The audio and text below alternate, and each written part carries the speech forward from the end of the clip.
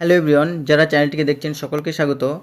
আজ 7/5/2024 ডাব্লিউবিবিপি অর্থাৎ West Bengal board of primary এডুকেশনের পক্ষ থেকে একটি নোটিশ পাবলিশড হয়েছে। এখানে দেখো নোটিফিকেশন রয়েছে যে 2023 সালের যে টেট হয়েছিল সেই টেটের কিন্তু প্রভিশন অ্যান্সার কি পাবলিশড হয়েছে। প্রভিশন অ্যান্সার কিতে কী বলা হয়েছে দেখো, all the registered examination who participated or appear in teacher eligibility test 2023 conducted by the board are hereby requested to visit the following website. এই ওয়েবসাইটে গিয়ে তারা দেখতে পাবে to ascertain to provisional answer key to questions of TET 2023 which was held on, যে পরীক্ষাটা হয়েছিল 24/12/2023 সালে।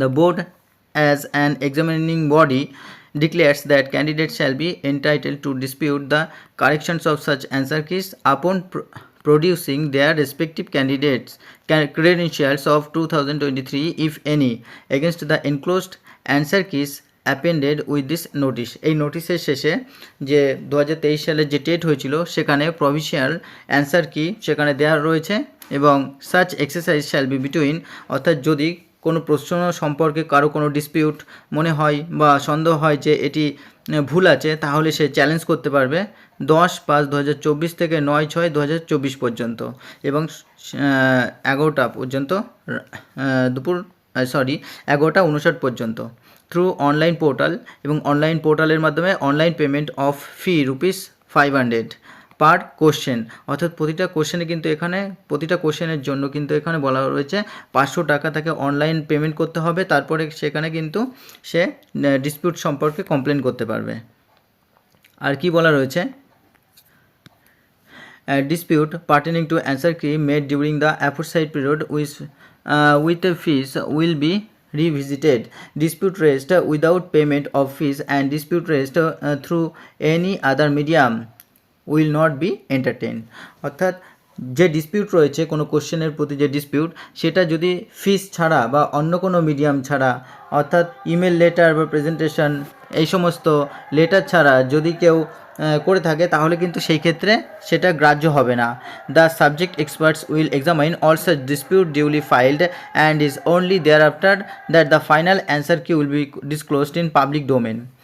এবং সমস্ত যে সাবজেক্ট এক্সপার্টস রয়েছে তারা এই সমস্ত ডিসপিউটগুলো খতিয়ে দেখবেন এবং তারপরে কিন্তু যে পাবলিক ডোমেন অর্থাৎ যে অ্যাকচুয়াল যে সাইট ওয়েস্ট বেঙ্গল প্রাইমারি বোর্ডের এবং সেখানে কিন্তু ফাইনাল আপলোড করা হবে। TET 2023 results will be declared according to the final answer key. The decision of the board on such dispute answer keys shall be final and no further subsequent communication will be entertained, and no grievance with regard to answer keys after declaration of TET 2023 results will be entertained. অর্থাৎ একবার যদি তারা final answer কি publish করে দেয় তারপরে কিন্তু কোনো রকম চ্যালেঞ্জ করার কোনো সুযোগ সেখানে থাকবে না, ডিসপিউট চ্যালেঞ্জ করার সুযোগ। Are the fee indicated above shall stand forfeited if the dispute is held by the subject experts to be unjustifiable. অর্থাৎ যে ডিসপিউট সম্পর্কে কেউ চ্যালেঞ্জ করছে সেটা যদি আনজাস্টিফাইয়েবল অর্থাৎ সেটা যদি বিবেচ্য না হয় তাহলে সেই ক্ষেত্রে কিন্তু তার টাকাটা বাজেয়াপ্ত হবে, অর্থাৎ তাকে টাকা ফেরত দেওয়া হবে না। আর similarly the fee indicated above shall stand refunded by the board, এবং বোর্ড সেটাকে রিফান্ড করবে through NEFT upon furnishing of NEFT details by the applicant or candidate in the event of the contention of the applicant or candidate is found to be correct, proper and justified.